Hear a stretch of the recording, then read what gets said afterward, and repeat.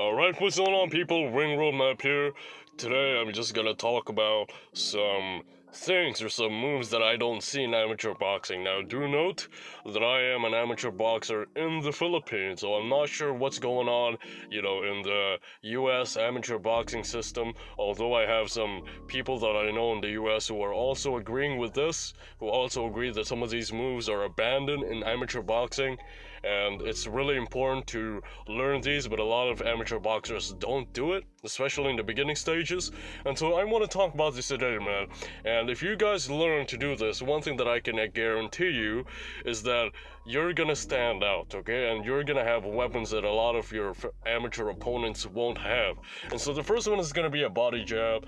As you can see here, I'm in a southpaw stance. However, the only reason why that is because I'm using the front camera of my phone, and naturally the camera is gonna be flipped, okay? Or the angle is gonna be flipped. And so this is the first one right here. This is gonna be the body jab. And I don't really know why it's abandoned in a lot of amateur boxers. I'm not sure why a lot of amateur boxers don't do it enough. Maybe it's because of the fact that they don't think it causes a lot of damage, or maybe they are they're kind of afraid of messing up with the distance and also not landing it properly, because the body is a little bit harder to reach than the head, okay? And so a lot of fighters are probably too anxious to do that or to throw that. A lot of people in the amateurs are probably anxious of throwing that. And so those are my theories. I'm not sure. If you're an amateur boxer and you don't throw the jab to the body, please let me know why in the comment section, and I'll be happy to listen, okay? So that's the number one move that I don't see a lot in amateur boxing, or that I don't see a lot in amateur boxers. Now, don't get me wrong. Once we move up to the Olympics, once we look into the Olympians, once we look at the top amateurs, of course they're gonna have these moves locked in, right? Because they're at that level where basically they have all the fundamentals down, and most of them will probably have these moves down in their package. But a lot of amateur boxers who are in the beginning to intermediate stage, they're not gonna have these moves. Number two that I don't see in amateur boxing is going to be body shots. If you learn body shots as an amateur boxer, I am telling you, you are going to be a standout, and you're going to set yourself apart from your opponents. The reason why I think a lot of people don't go to the body is, again, number one, they underestimate the amount of damage that body shots can do. And number two, their training or their trainers just don't teach them enough body shots. A lot of the combinations that they do on the pads are probably head shots. It's probably head combinations. And so once they get into the fight or in the sparring, they don't really know how to land to the body. Or if they do land to the body, it's not really that hard. It's not really that clean. And so it's pretty much useless, right? So here's my demonstration of that. Okay, uppercuts to the body, left hooks to the body. And again, as you can see here, I am not just throwing body shots, and keeping my head on the center. As you can see, I'm moving my head side to side as I throw to the body. If I want to land to the liver, I lean a little bit more to the left. And if I want to land to the kidney, I lean a little more to the right.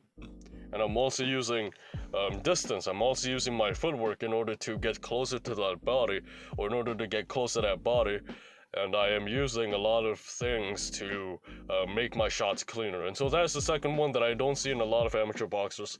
And then finally, the last one is going to be inside work, or inside fighting. And again, number one, the reason why I think a lot of amateur fighters don't do this, or don't work on this, or don't display this in a ring, is because, number one, they don't work on it enough in the practice room, And number two, inside work is not really as often seen in amateur boxing. In my opinion, a lot of amateur boxers tend to prefer an outside fight, and so once they fight a swarmer, once they fight a brawler that actually knows how to fight on the inside, they get stuck up and they don't really know what to do. So if you're an amateur boxer, really work on your inside fighting, because it is gonna happen. Alright, don't just expect the referee to break it up every time. Of course, each amateur boxing body has their own rules and regulations. Some of them are a little more strict on the clinch, and some amateur boxing associations are a little less strict on the clinch. And so depending on that, you may have less or more inside encounters But either way, you need to work on your inside fighting because it is gonna happen.